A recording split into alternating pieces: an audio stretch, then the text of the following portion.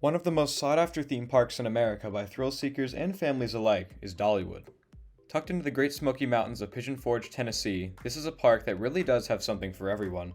For thrill seekers like myself, we travel to parks in search of roller coasters, and fortunately for us, Dollywood boasts 9 of them, soon to be 10 with the addition of Big Bear Mountain this spring.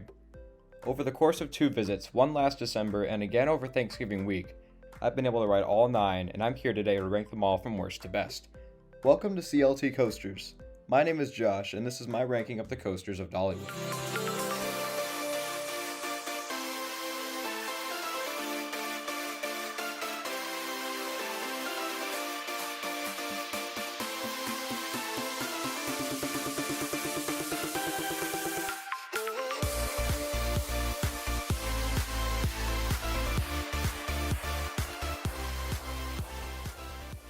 The first one out at the number 9 spot is Whistlepunk Chaser, a family gravity coaster from Zamperla. If you've ridden one of these before, you know exactly what to expect. A curved drop to the right, a helix, and a turn back to the station. This one is thankfully smooth, and is presented very nicely. The ride is themed to a logging company, with signs in the queue and even a steam whistle next to the last turn. There's not much more to say here. It's a fine enough kiddie coaster, but now that I have the credit, I can't imagine I'll ride it again anytime soon. Dollywood's only indoor coaster comes in at number 8. Blazing Fury.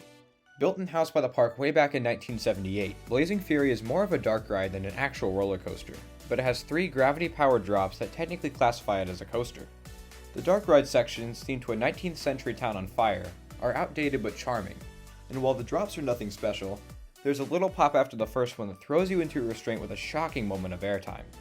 This is one that's highly accessible for families, and with its lightning-fast operations, you probably won't be waiting more than 15 to 20 minutes, making Blazing Fury a good option on a busy day.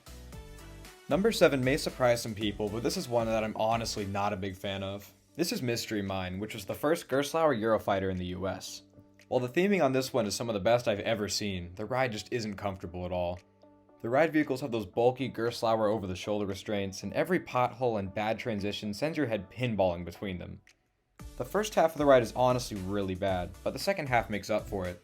After a vertical lift hill in the dark, fire erupts and you plummet 75 feet at a 95-degree angle.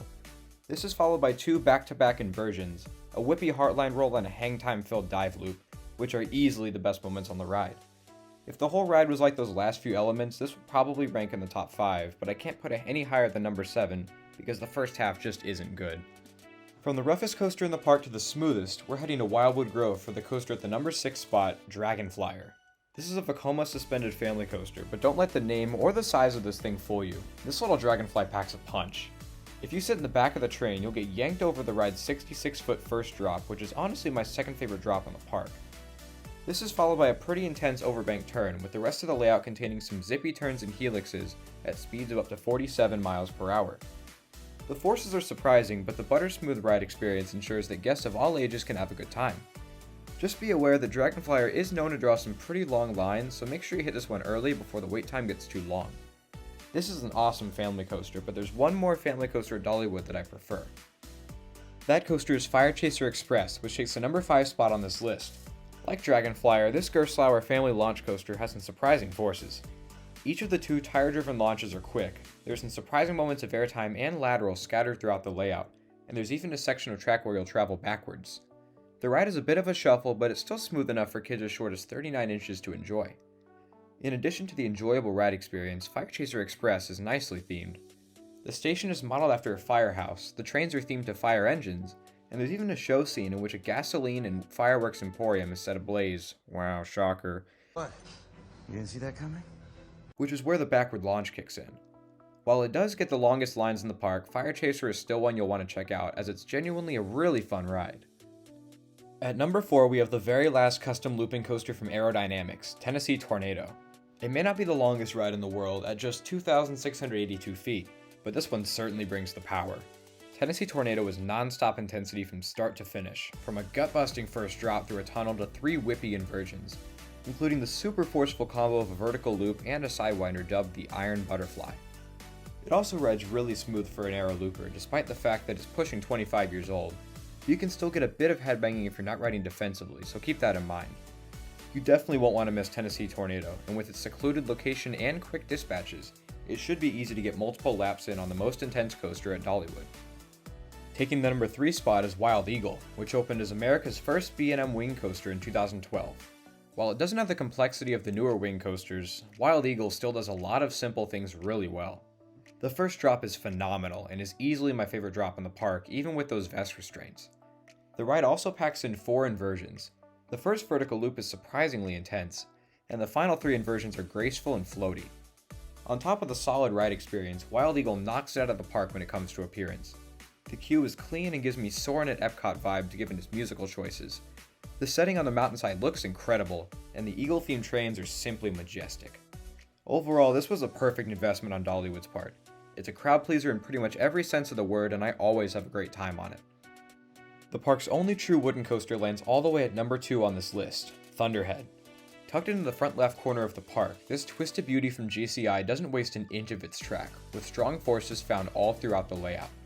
The 100-foot twisting first drop is awesome, and the ride's abundance of airtime hills and fast-paced turns make Thunderhead one of the best wooden roller coasters in the United States. You also can't forget about that insanely loud station fly-through, which is something I wish we saw more often on wooden coasters or any coaster in general. It may be pushing 20 years old, but this thing still kicks some serious butt, and it could honestly be the best in the park. That is, if it weren't for the crown jewel of Dollywood at the number 1 spot, Lightning Rod. I never got to ride this terrain-based RMC in its prime, but that doesn't change the fact that it's still elite in 2022. Lightning Rod simply screams adrenaline. From the rev of the hot rod themed trains to the punchy uphill launch to its sea of airtime moments, it's pedal to the metal to the very end. The first few elements are solid, but the ride only gets better as it goes, culminating in that glorious quad down that'll send you out of your seat 4 separate times. It is becoming a little shaky, mainly in the sections that are still made of wood as opposed to steel, but it's certainly not unbearable. Ride it later in the day if you can, because Lightning Rod takes some time to warm up, but once it does, there's not many coasters that can top it anywhere, as long as it's not broken down, of course. Mad props to Dollywood for taking a risk with something so unique, because now we can reap the benefits of their decision for years to come. That's all for the Coasters of Dollywood, at least in 2022. Big Bear Mountain is still on the way, and I'll be sure to update this list as the park continues to evolve into 2023 and beyond. Until then, be sure to let me know what you thought of my rankings in the comments below. And if you haven't already, don't forget to subscribe to the channel, and be sure to check out CLT Coasters on Instagram. The link's down in the description. Thank you all so much for watching, and I hope you have a fantastic day. Take care, everybody.